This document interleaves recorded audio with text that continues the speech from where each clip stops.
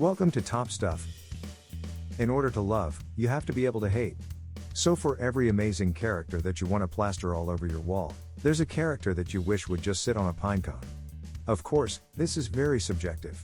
And some characters are meant to be hated because we can't all be brooding bad boy villains. But let's take a look at arguably some of the most hated anime characters of all time, without any delay. Number 10. Boruto Uzumaki. Anime, Boruto, Naruto Next Generations. In every way that Naruto succeeded in capturing the hearts of millions of fans, Boruto failed miserably. Because all of a sudden, we don't have an underdog facing real adversity and danger, but rather a spoiled genius whose biggest problems in life chalks up to daddy issues. Naruto's parents literally died while he was an infant. And yet he didn't whine as much as his son did because he couldn't attend a birthday party. And if that wasn't bad enough, he had to do my boy Shikadai like that? Trash tier. Number 9. Makoto E2. Anime, School Days. The entire show was already a massive L, so you can't really expect S-class writing here.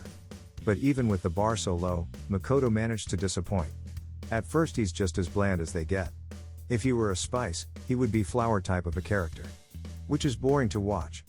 And when he did get some character progression, all we learned was that he's a massive prick who really likes toying around with people's emotions.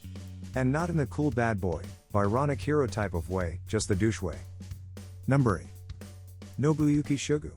Anime, Sword Art Online. In the virtual world, he's known as Fairy King Oberon, the mighty pixel pervert who kept Asuna locked up in a cage so he could stare at her, along with other things, like a fresh piece of meat. But everyone's a lot worse online than they are in real life, right? In real life, he's a borderline criminal/kidnapper who took advantage of Asuna's coma-like state so that he could marry her. I swear this man must have never received a hug from his mother, because I can't envision someone as twisted as this guy to come out of a loving home. Number 7. Minoru Mineta. Anime, Boku no Hero Academia. Pervy characters are a hit or miss for me.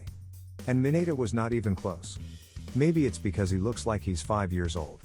Or because he's wearing a diaper and has balls on his head. But I just found him creepy and weird.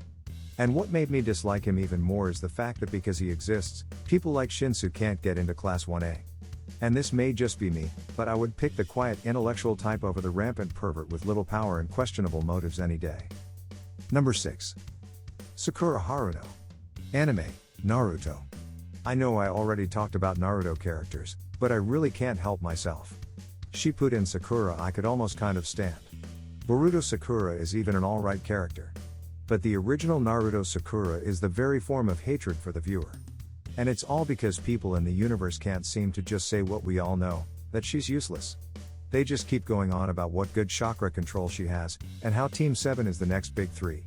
Mind you, this is the same character whose entire improvement arc was just her cutting off her hair and then still getting clapped like a preschooler. Number 5. Shu Tucker. Anime, Full Metal Alchemist, Brotherhood. I firmly stand by the opinion that if you justify this guy in any way, shape, or form, you should not be allowed to reproduce. If you want to know what he did, well, spoiler alert ahead.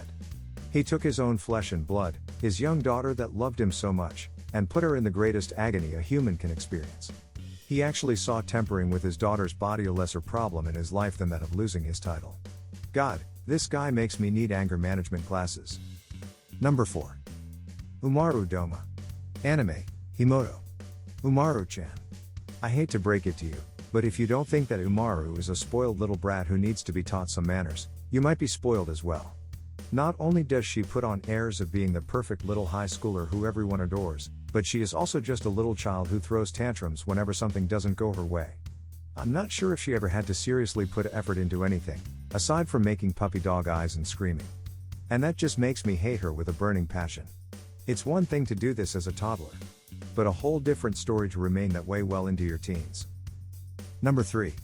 Gijuke Sasaki. Anime, Rainbow, Nisha Rakubo no Shichinin. Now I'm sure you've heard of the experiment where they allowed average people to act like prison guards. Summary, it turned them into garbage people. But even among garbage, Sasaki is scum. Spoilers ahead. By working together with Ishihara, another stain on humanity, he takes inmates and manipulates them into having intercourse with him to gain a lighter sentence. He never fulfills his part of the promise, however, even leading one character to commit suicide after learning the truth.